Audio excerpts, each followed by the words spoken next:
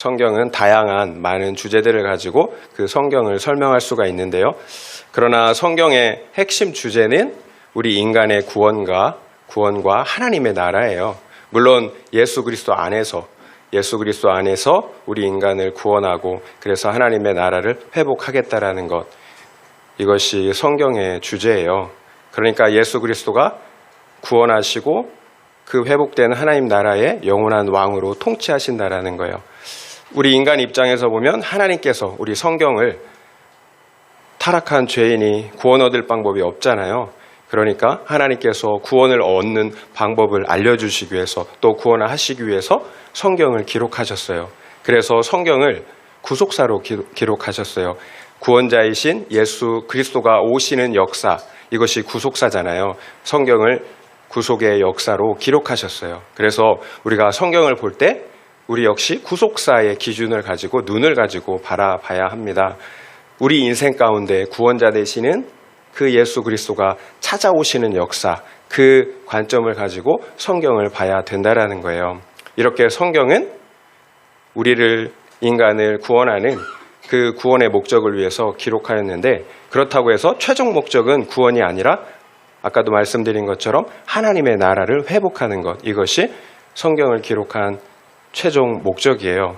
백성이 있어야 되잖아요. 하나님의 나라는 있는데 백성은 없어요. 그러면 의미가 없잖아요. 그래서 여러분, 하나님의 나라를 회복하는데 중요한 것은 이스라엘 백성들, 하나님의 나라의 백성의 구원과 회복입니다. 이렇게 성경은 우리 인간의 구원과 그리고 하나님 나라의 회복, 하나님의 나라라는 이 주제, 이 통일성을 가지고 기록이 되어 있다라는 거예요. 여러분, 하나님은 여기서 이 말하고 저기서 저 말하는 분이 아니라는 거예요. 여러분, 성경을 볼 때 이 통일성을 가지고 봐야 되는 거예요. 그래서 창세기부터 요한계시록까지 이런 끊임없는 통일성 안에서 하나님께서 기록하셨어요. 구속사 안에서 하나님의 나라를 회복하는 것입니다. 그렇다면 성경에 나타난 하나님의 나라는 어떤 모습일까요? 그 통일성의 기준을 가지고 오늘 함께 나눠보고자 합니다. 우리 함께 읽은 본문 1절에서 3절 말씀 같이 읽겠습니다. 1절에서 3절이에요.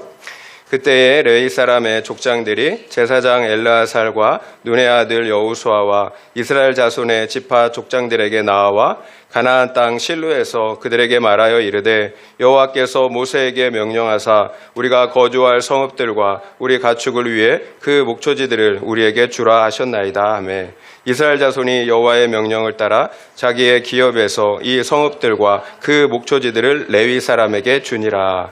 그때에 레위 사람의 족장들이 제사장 엘르아살과 여호수아 그리고 12지파의 족장들에게 나왔습니다. 그리고 여호와께서 명령하신 대로 자신들의 거주할 성읍과 그 목초지를 달라고 요구하고 있어요. 그렇다면 그때가 언제인가요? 언제 레위 지파가 자신들이 거주할 성읍과 그리고 목초지를 요구한 것입니까? 이스라엘의 12지파에게 가나안 땅을 기업으로 다 분배하기를 마친 때입니다. 이스라엘에게 모든 기업의 그 분배를 마쳤을 때 레위 지파가 자신들이 거할 그 성읍과 그리고 목초지를 요구하고 있는 거예요. 이렇게 때의 분별이 중요한 것 같아요. 아무 때나 가서 달라고 하면 줄 수가 없잖아요. 기업이 없는데. 그래서 정말로 우리가 때의 분별이, 구원을 위해서 기업을 얻기 위해서는 정말로 때의 이 지혜의 분별이 필요한 것 같습니다. 그러자 이스라엘의 12지파들이 못 준다고 못하는 거죠. 자신들이 가지고 있는데. 그리고 하나님이 말씀하셨는데 여호와의 명령을 따라 자기 기업에서 성읍들과 목초지들을 그 레위 사람들에게 주었어요. 좀 더 구체적으로 보면 그앗 종족에게는 23성읍, 그리고 게르손 종족에게는 13성읍, 그리고 무라리 종족에게는 12성읍을, 이렇게 총 48개의 성읍을 주었어요. 그 모든 성읍에는 목초지가 있었어요. 여러분, 레위 지파에게는 기업이 없었잖아요. 하나님이 기업이에요. 그래서 이스라엘 지파 가운데에서 그들이 거주할 수 있는, 기업이 아니라 거주할 수 있는, 그리고 그 동물들을 이렇게 키울 수 있는 그 성읍과 목초지만을 받았어요. 여러분, 그렇다면 왜 하나님께서 이런 명령을 하셨을까요? 여러분, 레위 지파는 성전 제사와 율법 교육을, 율법을 책임지는 지파였어요. 그러니까 레위 지파가 12지파 가운데서 흩어져 살아야 하는 이유는 레위 지파가 이스라엘의 제사와 율법 교육을 책임져야 했기 때문이에요. 이스라엘 지파가 가나안 땅을 기업으로 차지한 이유가 무엇이었나요? 여러분, 이스라엘 지파의 능력, 자신들의 능력 때문이 아니잖아요. 여러분 이것을 명확히 해야 합니다. 이스라엘 백성들의 능력으로, 자신들의 능력으로 기업을 차지한 것이 아니에요. 오직 여호와 하나님의 은혜로 그 기업을 차지하게 하심으로 기업을 차지하게 된 것입니다. 여러분, 이것을 명확하게 해야 합니다. 여러분, 영원한 기업, 천국 기업을 얻은 것, 나의 공로가 요만큼도 없어요. 1%도 없어요. 전적인 하나님의 은혜예요. 그러면 앞으로 가나안 땅에 들어가서 살 때 그러면 누가 지키고 또 돌봐주셔야 합니까? 그래야 계속해서 가나안 땅을 또 지키고 누릴 수가 있을까요? 하나님이시잖아요. 결국 모든 것이 여러분 하나님께 달려있는 거예요. 여러분, 그 가나안 땅을 얻기 전에도 얻은 후에도 다 하나님께 달려있는 거예요. 그래서 하나님과의 관계가 가장 중요한 것입니다. 모든 것이 하나님과의 관계에 달려있어요. 하나님께서 지키시고 돌보시지 않으면 가나안 땅을 어떻게 해요? 지킬 수가 없어요. 그리고 누릴 수도 없어요. 그런데 나와 하나님과의 관계를 책임지는 사람들이 바로 레위 지파라는 거예요. 말씀드렸듯이 레위 지파는 예배를 통해서 그리고 율법을 가르치는 것을 통해서 이스라엘 백성이 하나님과 올바른 관계를 맺도록 도와주는 지파였어요. 이스라엘은 땅 분배를 마친 후에 두 가지 일을 했어요.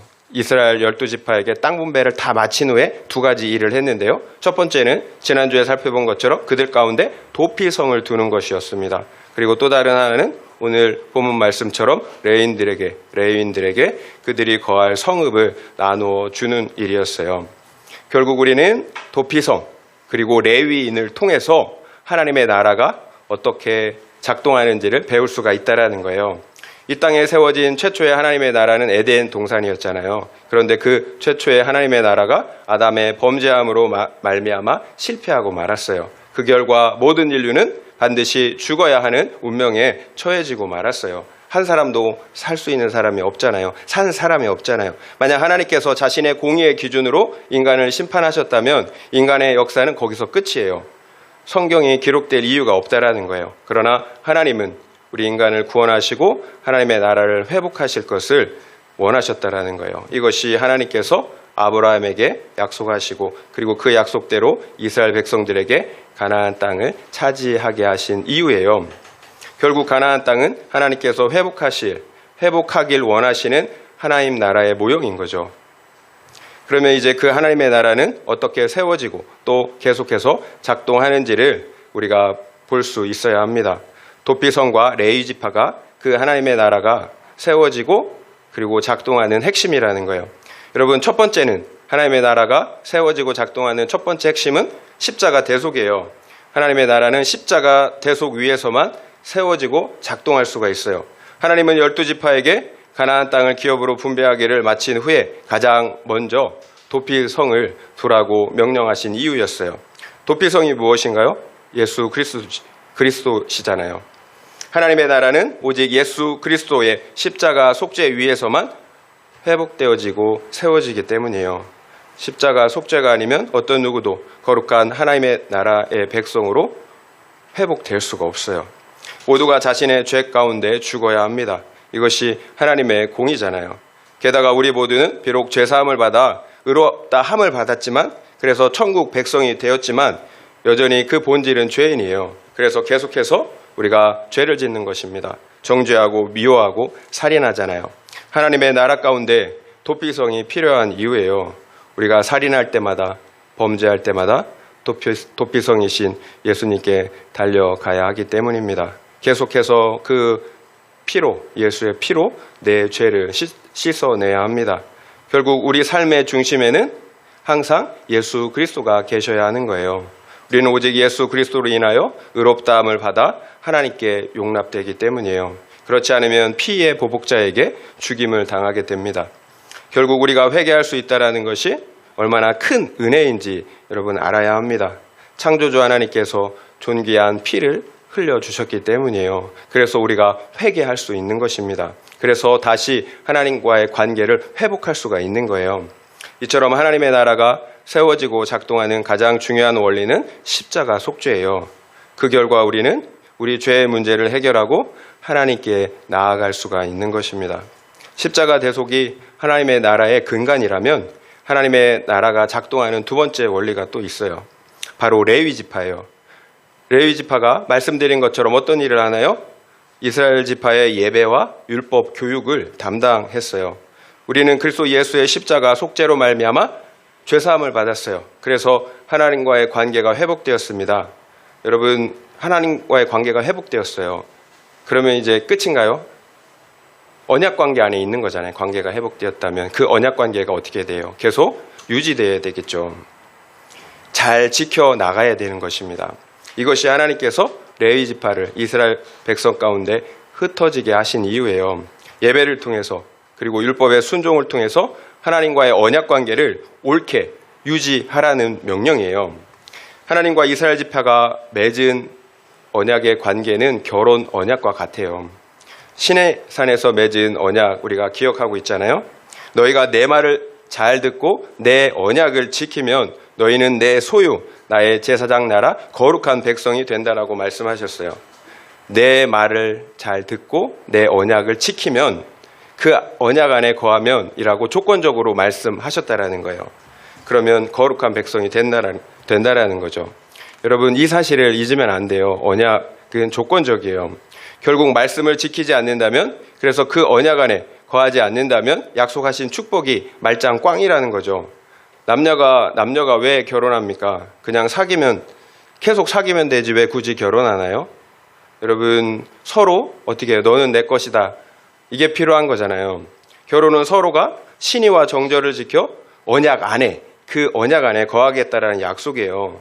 그렇게 약속을 했는데 자유분방하게 이 남자 사랑하고 이 여자 사랑하고 만약에 여러분 이렇게 한다면 그 언약 관계가 계속 유지될 수 있겠습니까? 파탄 나는 거잖아요. 여러분, 하나님과의 언약 관계도 같아요. 그래서 결혼이라는 것을 주셨나 봐요, 우리에게. 그래야 하나님과의 언약 관계를 이해할 수 있으니까. 언약 안에 거하지 않으면 그 관계가, 하나님과의 관계도 여러분 파탄이 나는 거예요. 시내산 언약을 맺을 때 소를 잡아서 피를 양푼에 가득 담았어요. 그리고 그 피의 반을 제단에 뿌리고 또 그 피의 반을 이스라엘 백성들 가운데 뿌렸어요. 여러분, 그 많은 소를 잡아서 양푼에 가득 담아서 그 피를 뿌린다고 생각해 보세요. 여러분, 얼마나 역겹겠어요. 피가 이게 튀니까. 그러니까 제단에 뿌렸다라는 건 하나님께 반을 뿌리고 그리고 그 피의 반을 백성들에게 뿌렸다라는 거예요. 이처럼 하나님과 맺은 그 언약은 피비린내가 진동하는 피의 언약이에요. 언약을 깨트린 상대는 이처럼 자기 생명으로 갚겠다라는 약속이에요. 여러분, 결혼할 때 케이크 커팅 하잖아요. 그게 같은 거예요. 이렇게 커팅 당한다라는 거예요, 여러분. 언약을 지키지 않으면, 상대방이 언약을 지키지 않으면 이렇게 커팅 당한다라는 거예요. 쪼개진다라는 거죠. 여러분, 그런데 어떻게 됐어요? 이스라엘 백성들이 범죄함으로 그 언약을 깨트렸잖아요. 여러분, 인간편에서 언약을 깨트렸어요. 그러면 우리 인간이 소처럼 죽어야 되는 거예요. 그런데 누가 죽으셨나요? 하나님께서 십자가에서 죽으셨죠. 결국 하나님은 자신의 죽음으로 우리와의 그 언약을 다시 갱신하신 거예요. 그것이 바로 십자가 언약이잖아요. 하나님께서 친히 자신의 피를 뿌림으로 십자가의 언약을 맺은 것입니다. 여러분, 바람핀 상대방을 용서하고 다시 한번 잘 살아보자라는 거죠. 이게 십자가 언약이에요. 그 이유가 무엇입니까?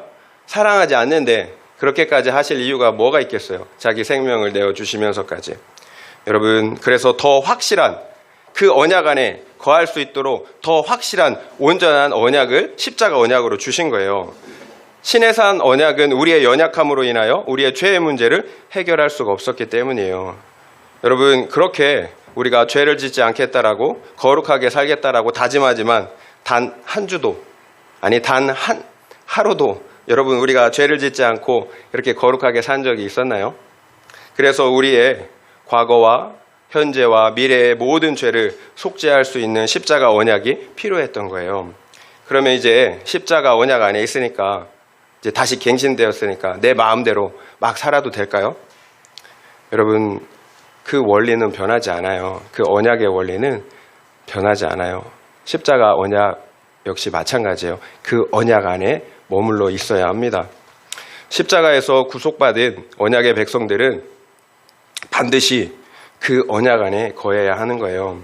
오히려 십자가 언약 안에 있는 백성들은 더 거룩해야 합니다. 그 이유가 무엇일까요? 그 이유는 우리 인간 편에 있는 것이 아니라 하나님 편에 있어요. 구약 백성들이 언약 안에 거할 수가 없었던 이유는 본질적으로 죄였잖아요. 자신의 죄의 문제를 해결할 수가 없었기 때문이에요.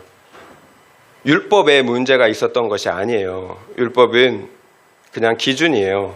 우리 인간이 죄인이기 때문에 그 기준을 충족할 수가 없었던 거예요. 내 안에 죄가 해결되지 않았는데 어떻게 그 율법을 순종해서 언약 안에 머물 수가 있겠어요.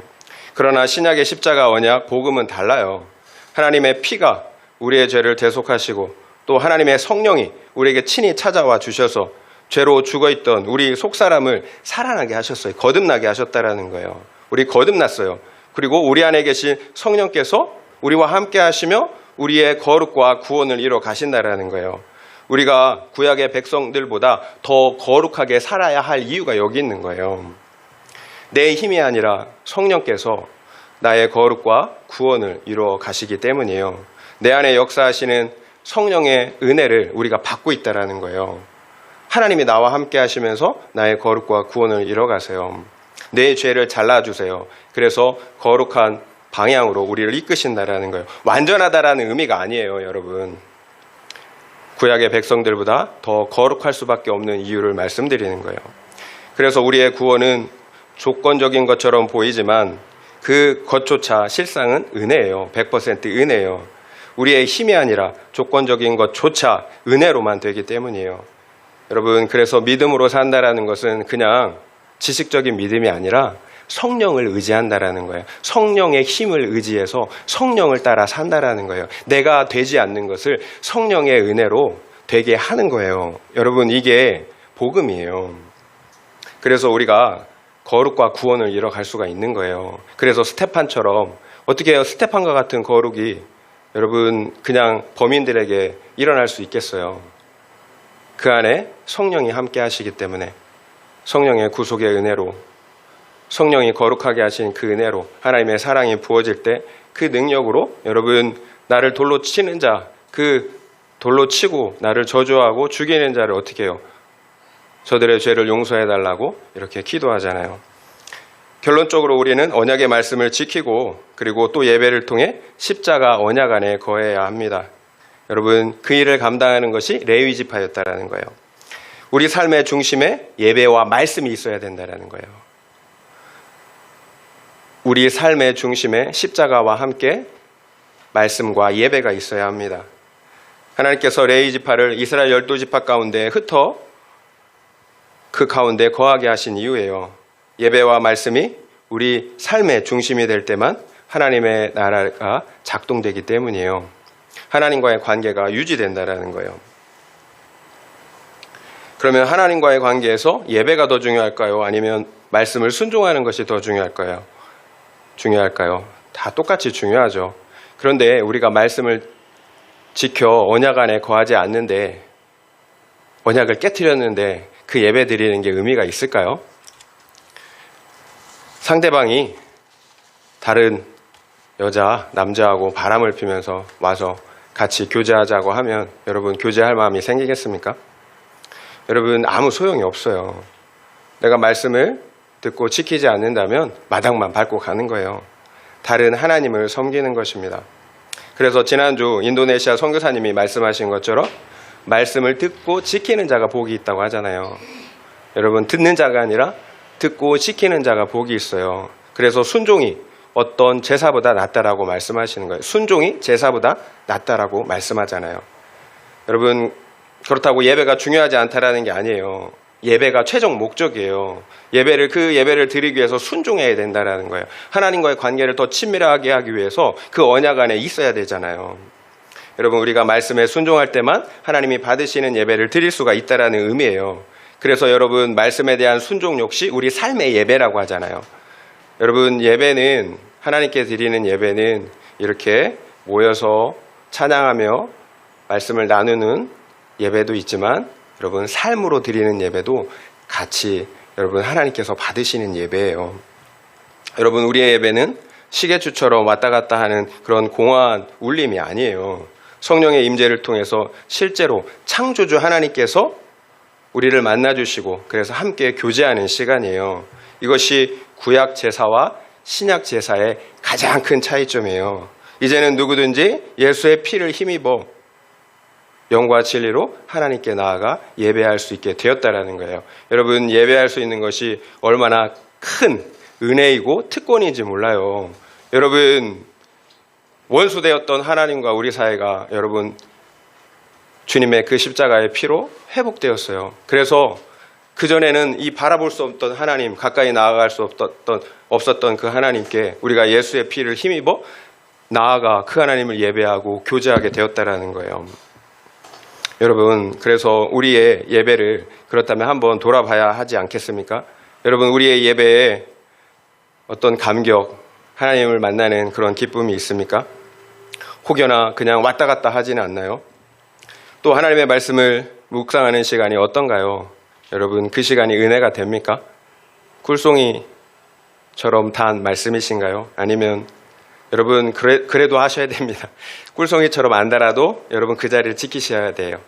그러면 언젠가는 그런 은혜를 주세요. 여러분 그것이 믿음이잖아요. 나를 살리기 위해 자기 생명을 내어주신 하나님 한 분만으로 여러분 만족할 수는 없나요? 저도 마찬가지예요. 그렇게 하나님만으로 만족하지 못해요. 그렇지만 이것이 우리가 가야 할 방향이고 또 우리가 복된 우리 인생의 복된 목표이기 때문에 하나님 한 분만으로 만족하는 우리가 됐으면 좋겠습니다. 하나님의 나라는 하나님과의 관계예요. 관계예요. 여러분 하나님은 그냥 추상적인 존재가 아니에요. 인격이에요. 그래서 관계를 맺는 것입니다. 말씀을 듣고 지킴으로 또 예배를 통해서 하나님과 친밀한 관계를 맺는 거예요. 관계를 갖는 거예요. 결국 하나님과의 관계에 문제가 생기면 모든 우리 삶의 영역에서 문제가 생겨나요. 관계의 문제, 죄의 문제, 두려움의 문제 모두 하나님과의 관계에 빨간불이 켜졌다라는 신호예요. 다른 사람을 탓하고 또 환경을 탓해서는 안 됩니다. 본질은 나와 하나님과의 관계의 문제예요. 그래서 섭섭하고 혈기와 분노, 판단이 올라오는 거예요. 그래서 또 세상을 더 사랑하고 죄악을 끊지 못하는 것입니다. 결국 예배와 말씀에 대한 태도가 나의 영적인 건강 상태예요. 여러분 무뎌지면 안 돼요. 무뎌지면 안 돼요. 그리고 뒤로 후퇴하시면 안 됩니다. 여러분 이스라엘 백성을 통해서 배워야 합니다. 이미 얻은 하나님의 나라라 할지라도 빼앗길 수가 있어요. 하나님 앞으로 말씀 앞으로 나아가야 합니다. 여러분 모든 사람에게는 어떻게 해요? 각종 바이러스와 그리고 세균이 들어올 수 있어요. 차별이 없어요. 다 우리가 노출되어 있잖아요. 그런데 똑같은 세균 그 바이러스에 감염된다 할지라도 어떤 사람들은 그 병으로 크게 고생을 하고 또 그래서 심지어 목숨까지 잃어버려요. 그러나 건강한 사람들은 병에 걸리지 않더라고요. 병에 걸려도 또 쉽게 극복을 하더라고요. 면역력의 차이, 건강의 차이잖아요. 영적인 건강 역시 마찬가지예요. 우리가 시험 안 들 수 없어요. 우리는 인간이에요. 그래서 시험 다 들어요. 그런데 영적 면역력이 있는 사람들은 어떻게 될까요? 쉽게 극복한다라는 거예요. 비록 죄와 씨름하지만 결국 내 죄를 보고 이겨내요. 그러나 건강하지 못한 사람들은 끝내 어떻게 해요? 죄에 굴복하고 회복하지 못해요. 영적인 면역력, 예배와 말씀을 듣고 지키는 삶이 먼저 무너졌기 때문이에요. 결국 하나님의 나라에서 레위 지파와 이스라엘의 12지파는 반드시 함께 해야 하는 운명 공동체예요. 함께 공동체라는 거예요. 레위 지파는 12지파가 계속해서 천국 기업을 얻고 누릴 수 있도록 또 확장할 수 있도록 계속해서 도와줘야 합니다. 그리고 12지파는 자신들의 기업에서 레위 지파가 거주할 수 있는 성읍과 목초지를 내어줘야 합니다. 여러분 아까워하면 안 돼요. 말씀을 보고 예배하는 시간과 수고를 아까워해서는 안 된다는 거예요. 여러분 말씀을 보고 예배하는 그 시간, 그 수고를 아까워해서는 안 된다는 거 내어줘야 합니다. 그 시간들. 레위 지파, 곧 말씀과 예배가 내 삶의 중심이 될 수 있도록 우리의 시간과 마음을 내어줘야 된다는 거예요. 그래야 하나님의 나라가 작동할 수 있어요. 하나님의 나라가 풍성하게 임할 수 있어요. 그래야 하나님께서 언약 안에서 약속한 그 모든 복들을 받아 누릴 수가 있다는 거예요. 여러분, 종합하면 하나님의 나라는 어떻게 세워지고 작동합니까?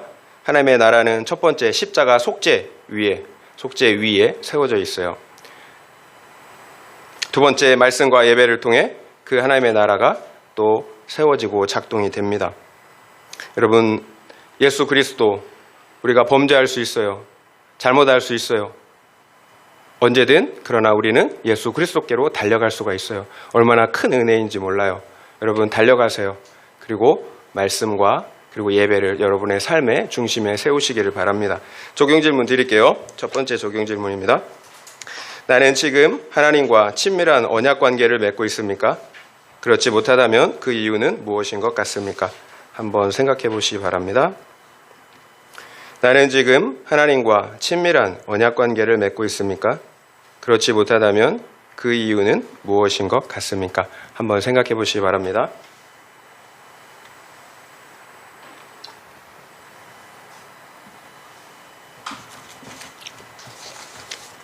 43절부터 45절 말씀 함께 읽겠습니다. 43절부터 45절이에요. 43절에서 45절.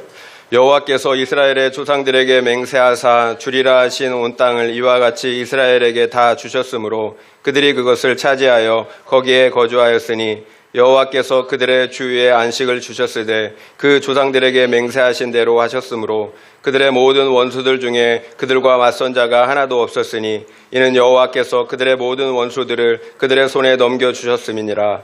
여호와께서 이스라엘 족속에게 말씀하신 선한 말씀이 하나도 남음이 없이 다 응하였더라. 마침내 하나님께서 이스라엘 조상들에게 주리라고 맹세하셨던 가나안 땅을, 그 온 땅을 이스라엘에게 다 주셨다라고 말씀하고 있어요. 결국 가나안 땅을 점령했을 뿐만 아니라 이제 다 분배가 끝났다라는 거예요. 그 결과 이스라엘 자손이 그곳에 거주하였고 여호와께서 그들 주위에 안식을 주셨다고 하십니다. 결국 이스라엘 백성들이 가나안 땅을 기업으로 차지할 수 있었던 이유가 무엇입니까? 지금 계속 말씀하신 것처럼 하나님께서 약속하신 말씀을 이루셨기 때문이에요. 우리 편에 있는 게 아니라는 거예요. 하나님 편에 있다라는 거예요. 우리가 볼 때는 우리가 엄청 노력하고 애쓰는 것 같죠. 근데 하나님 말씀이 응한 거예요. 우리가 이 자리에 있는 거, 구원을 받아서 하나님 은혜 안에서 생명을 얻고 누리며 천국 안에서 사는 거, 하나님 말씀이 응한 결과라는 거예요. 그래서 그곳에 거주하였던 모든 원수들을 하나님이 진멸하셨기 때문이에요. 이처럼 여호와께서 이스라엘 족속에게 말씀하신 선한 말씀이 하나도 남음이 없이 다 응했다라고 하고 있습니다. 여러분, 약 600년 전에 하나님께서 아브라함에게 이 땅을 너와 내 후손들에게 주겠다라고 약속하셨죠. 그래서 내 후손을 하늘의 별처럼 그리고 바다의 모래처럼 많게 하시겠다고 약속하셨어요. 그 언약의 말씀이 600년 후에 이처럼 마침내 이루어진 것입니다. 아브라함과 조상들에게 약속하신 그 하나님의 나라가 이스라엘 백성들이 가나안 땅을 분배받은 것으로 그 안에서 또 안식을 누리는 것으로 성취됐다라는 거예요. 600년 전 아브라함의 입장에서 한번 생각해 보세요. 100세가 다 된 그 노구에 자식이 없어요. 그런데 하나님이 하늘의 별처럼 바다의 모래처럼 내 후손을 이렇게 많게 해서 이 땅을 그들에게 주겠다라는 거예요. 여러분, 이런 날이 올 줄 여러분 아브라함이 상상이나 했겠어요? 비록 더딜지라도 하나님의 말씀은 반드시 이루어진다라는 거예요. 이스라엘 역사가 그 사실을 우리에게 보여주고 있습니다. 하나님께서 왜 수천 년 동안 성경을 기록하셨겠어요? 보여줘야 하니까, 못 믿으니까. 하나도 빠지지 않고 다 이루어졌습니다. 그렇다면 우리에게 필요한 것이 무엇입니까? 아브라함이 가졌던 거죠. 우리에게 필요한 것, 아브라함이 가졌던 그것, 믿음이잖아요. 인내하는 믿음. 그런데 쉽지 않잖아요. 지금 내 상황과 환경을 보면 하나님의 말씀과 정반대로 흘러가고 있다라는 거예요. 그래서 여러분, 믿음을 지키는 것이 쉽지 않아요. 주님도 알아요. 그러나 하나님의 말씀은 어떻게 해요? 보잖아요. 반드시 이루어집니다. 우리의 삶만 돌아봐도 그렇잖아요.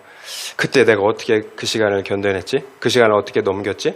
그때 분명히 잿빛이었는데 오히려 하나님이 이렇게 틀어주셔서 나의 구원을 이루어주신 것을 우리가 보잖아요. 여러분, 우리가 구속사로 봐야 된다라는 거예요. 그러니까 자꾸 우리의 문제 해결 기복으로 보니까 하나님의 말씀이 안 이루어진 것 같죠. 구속사로 봐야 되는 거예요. 600년이 지나도 수천 년이 지나도 반드시 이루어져요. 그러면 우리가 언제 안식을 누립니까? 지금 하나님이 안식을 주셨다잖아요. 여러분, 하나님의 나라가 이루어질 때, 하나님의 통치가 온전히 이루어질 때 안식을 누릴 수가 있어요. 그러면 언제 하나님의 나라, 하나님의 통치가 이루어집니까? 여호수아서를 보면 하나님께서 이스라엘 백성들에게 안식을 주셨다라는 그 말이 딱 2번 나와요. 한 번은 가나안 땅을 다 점령했을 때요. 그리고 또 한 번은 오늘 본문 가나안 땅을 기업으로 다 분배하였을 때 하나님께서 이스라엘 백성들에게 안식을 주셨다. 이렇게 딱 2번 말씀하시더라고요. 결국 영적 전쟁을 통해 내 안에 있는 원수, 여러분 원수를 다 진멸하셨다잖아요. 그래서 안식이 왔잖아요. 여러분, 원수가 진멸되지 않는 이상 안식은 오지 않아요. 그 원수가 누구입니까? 사람 아니잖아요. 사람 아니에요. 내 안에 있는 죄예요. 내 안에 있는 죄를 다 진멸할 때 하나님의 통치가 여러분 이루어지는 것입니다. 그러므로 안식을 누릴 수가 있어요. 여러분, 내 죄가 진멸될 때 여러분 하나님의 나라가 이루어져요. 그리고 2번째는 천국 기업을 분배받았을 때, 말씀을 듣고 순종함으로 언약 안에 거할 때 하나님의 통치, 나라가 이루어집니다. 그래서 안식을 누리는 거예요. 결론적으로 하나님의 나라 통치는 우리가 회개할 때 임해요. 그리고 말씀을 순종할 때, 언약 안에 거할 때 이루어진다는 것을 알 수가 있어요. 앞서 하나님의 나라가 작동하는 원리를 살펴보았는데 정확하게 일치한다는 거예요. 십자가 대속의 은혜를 힘입어 회개해야 합니다. 그리고 말씀을 지켜 순종함으로 언약 안에 거해야 합니다. 그래야 하나님의 나라가 어떻게 해요? 작동하고 유지되는 거예요. 결국 회개 없는 안식은 없어요. 그리고 순종이 없다면 역시 안식할 수가 없어요. 왜 그럴까요? 하나님 나라 밖에 있기 때문이에요. 하나님 나라 안에 있어야 안식을 얻죠. 그러면 누구의 통치를 받고 있는 건가요? 하나님인가요? 아니면 죄의 통치를 받고 있나요? 하나님이 주신 안식은 온전한 구원의 상태, 하나님의 나라를 기업으로 얻고 누리는 상태예요. 절대로 돈이 많다고, 건강하다고, 세상에 있는 것을 다 얻었다고 누릴 수 있는 안식이 아니에요. 여러분, 오직 하나님의 나라가 임할 때 누릴 수 있는 안식이에요. 결국 우리가 왜 안식하지 못할까요? 여전히 내 안에 있는 원수, 죄악이 내 삶의 주인이기 때문이에요. 그래서 하나님의 말씀에 굴복하지 않기 때문입니다. 사탄은 우리에게 좋은 말을 해요. 너는 하나님이 될 수 있다. 내 마음대로 다 할 수 있다. 여러분, 결국은 어떻게 됐는지 알잖아요. 여러분, 당장은 좋아요. 그래서 안식을 누리는 것 같아요. 기뻐요. 내 마음대로 하면. 그런데 바닷물, 소금물 마시는 거랑 같아요. 당장은 좋을지 몰라도 결국 목이 말라요. 그리고 죽게 된다라는 거예요.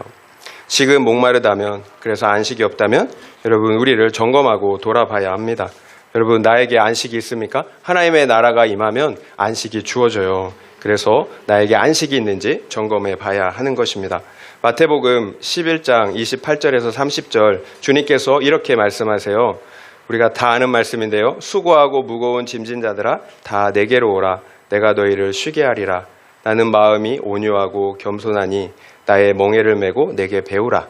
그리하면 너희 마음이 쉼을 얻으리니 이는 내 멍에는 쉽고 내 짐은 가벼움이라 하시니라. 주님은 너희의 죄의 그 무거운 짐을 가지고 나한테 오래요.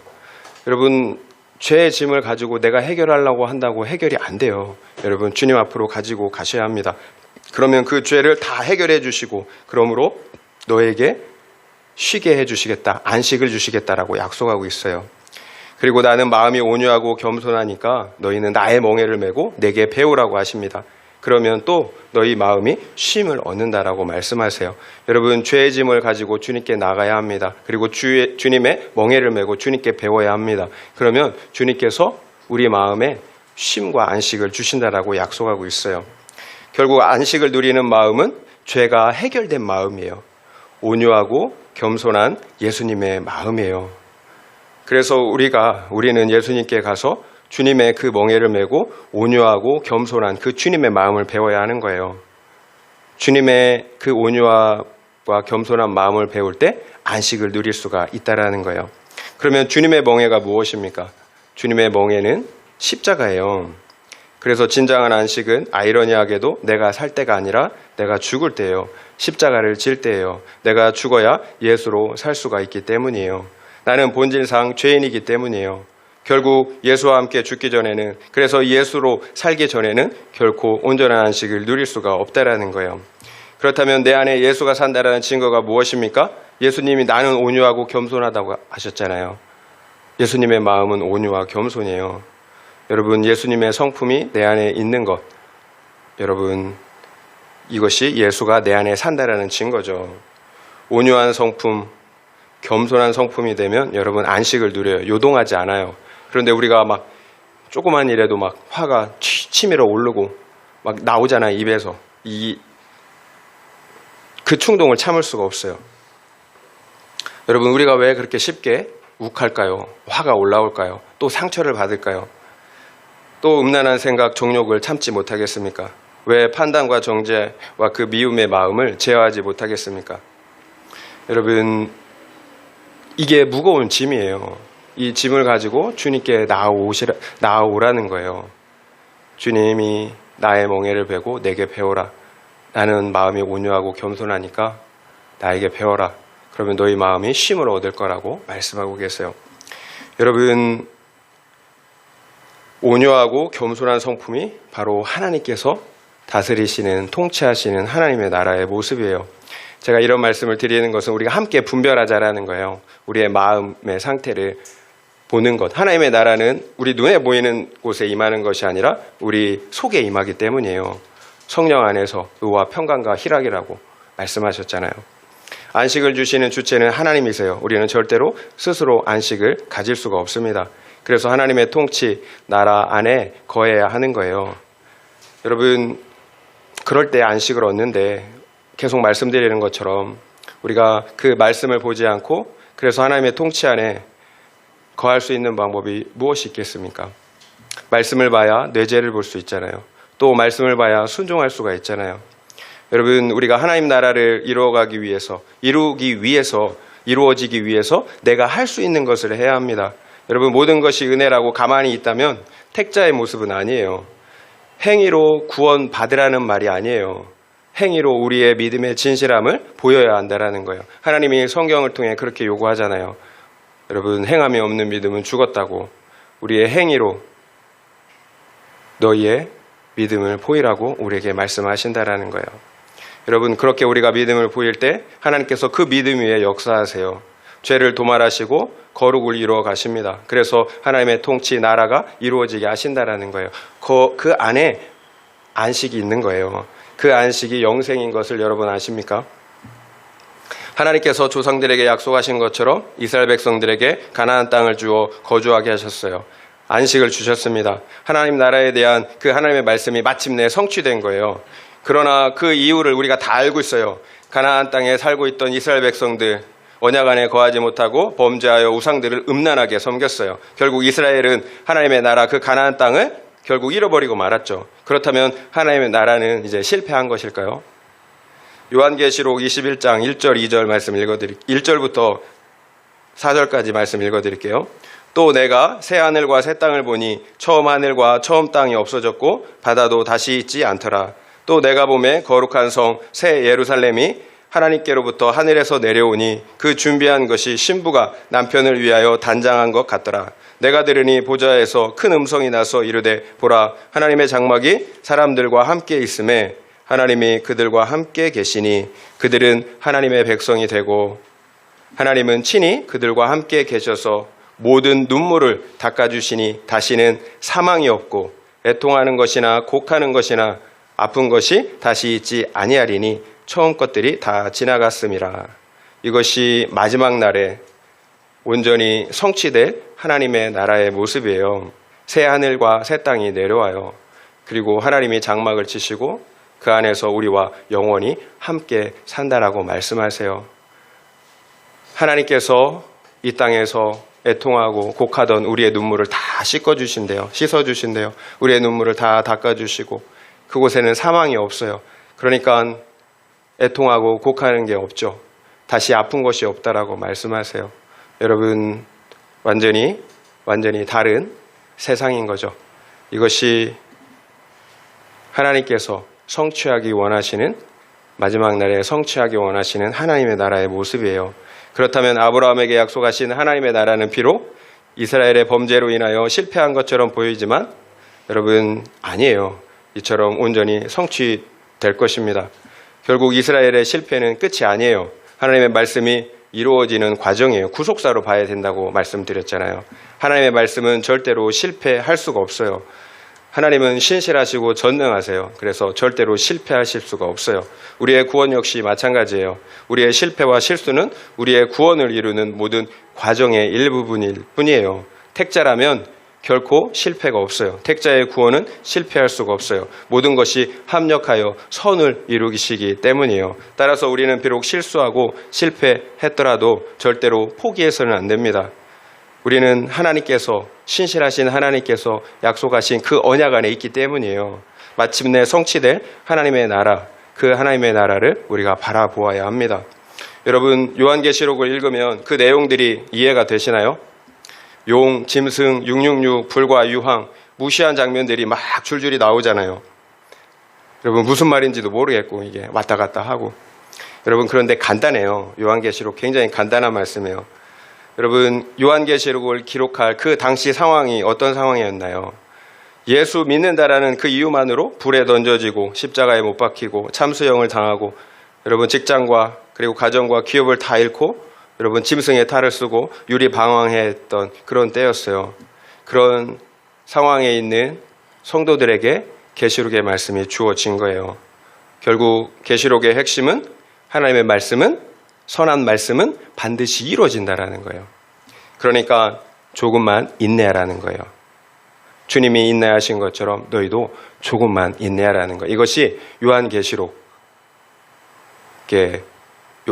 말씀의 내용이에요. 여러분, 우리 역시 마찬가지잖아요. 우리 인생이 힘이 들어요. 여러분, 그거에 비하면 우리는 아무것도 아니라고 얘기할 수 있겠지만 그렇지 않아요. 또 우리 각자가 우리 각자의 인생에서 진 그 짐의 무게는 다 무거워요. 힘들지 않은 사람이 없어요. 그러니까 저도 가끔 보면, 이제 기도하다가 생각하면 참 인생이 불쌍하다 이런 생각이 들어요. 맨날 아프고 찌직거리고 문제 있고 참 불쌍하다. 그러면 이제 더 간절히 기도하게 되고 이제 애통하게 되는데요. 여러분, 이렇게 우리가 정말 질병으로, 관계로, 환경으로, 우리의 죄로 또 얼마나 힘겨워합니까? 여러분, 그런데 주님이 과정이라고 말씀하세요. 과정. 잠시 눈 감고 뜬 것 같은데 벌써 이 자리에 있다라는 찬양, 여정 찬양 아시잖아요. 여러분, 우리 인생이 그래요. 여러분, 지금 과거 돌아보세요. 지금 이 나이 된 게 잠깐 잠자고 눈 뜬 것 같은데 벌써 이 나이가 되었잖아요. 하나님 앞에 섰을 때 아마 그럴 거예요. 하나님 앞에 섰을 때 이 땅에서의 삶은 잠시 꾼 꿈, 한 꿈에 지나지 않을 거예요. 여러분, 이 모든 것이 우리의 거룩과 구원을 이루는 과정이에요. 마침내 하나님께서 우리에게 영원한 안식을 주시려는 것입니다. 두 번째 적용 질문 드리겠습니다. 내가 이루어질 것을 믿는 하나님의 말씀은 무엇입니까? 나의 거룩과 구원입니까? 아니면 재정의 문제, 관계의 문제와 같은 문제 해결입니까? 한번 생각해 보시기 바랍니다. 내가 이루어질 것을 믿는 하나님의 말씀은 무엇인가요? 나의 거룩과 구원입니까? 아니면 재정의 문제, 관계의 문제와 같은 문제 해결입니까? 한번 생각해 보시기 바랍니다.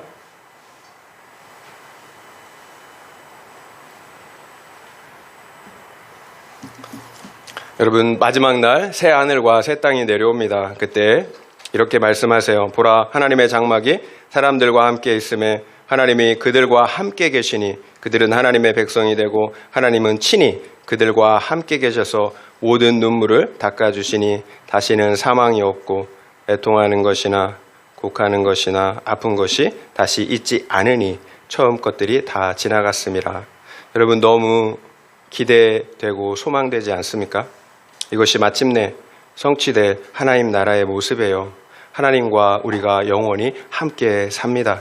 그곳에는 다시 죽음이 없어요. 저주가 없어요. 애통하는 것이나 곡하는 것이나 아픈 것이 없습니다. 이것이 우리가 누릴 영원한 안식, 영생의 모습이에요. 영생이 무엇일까요? 그저 무조건 길게 사는 게 영생일까요? 여러분, 아니에요. 그러면 지옥이에요. 차라리 죽는 게 나을 수도 있어요. 영생은 그저 영원히 사는 것이 아니에요. 질적으로도 완전한 삶이에요. 하나님의 영광, 지극한 기쁨으로 충만한 것입니다. 여러분은 이 땅에서 언제 가장 기뻤나요? 일확천금을 얻었을 때인가요? 아니면 배우자, 자녀를 얻었을 때인가요? 어떤 때 가장 기뻤었나요? 저는 하나님의 임재와 영광으로 충만할 때였어요. 그래서 성령 안에서 하나님의 사랑이 제 심령 안에 가득히 흘러 넘칠 때였어요. 여러분, 이것이 이 땅에서 이미 임한 이 하나님 나라에서 하나님이 우리에게 주시길 원하시는 안식이에요.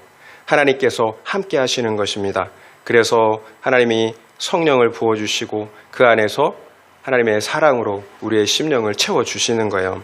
이 땅에서 누리는 안식이 이렇게 충만한데 과연 영원한 안식, 생명은 어떨까? 여러분, 상상할 수가 없어요. 여러분, 하나님은 우리에게 이 안식을 주시길 원하세요. 슬픔과 고통 가운데, 아픔 가운데 그렇게 사는 걸 원하시지 않는다라는 거예요. 더 큰 기쁨이 있기 때문에, 더 큰 기쁨, 감당할 수 없는 그 기쁨, 소망이 있기 때문에 이 문제를, 이 고난을 해결할 수 있도록, 넉넉히 감당할 수 있도록 해 주신다라는 거예요. 여러분, 하나님의 나라는 이미 성취되었습니다. 우리가 누리는 안식, 그 영원한 생명이 바로 그 증거예요. 그러나 우리는 마지막 날에 마침내 완성될, 성취될 그 하나님의 나라를 또한 바라보고 있어요. 여러분, 곧이에요. 여러분, 기대하시길 바랍니다. 성취된 하나님의 나라 안에서, 그리고 마침내 성취될 그 하나님의 나라를 소망하는, 기대하는, 그래서 누리는 우리 모두가 되시기를 예수님의 이름으로 축원드립니다.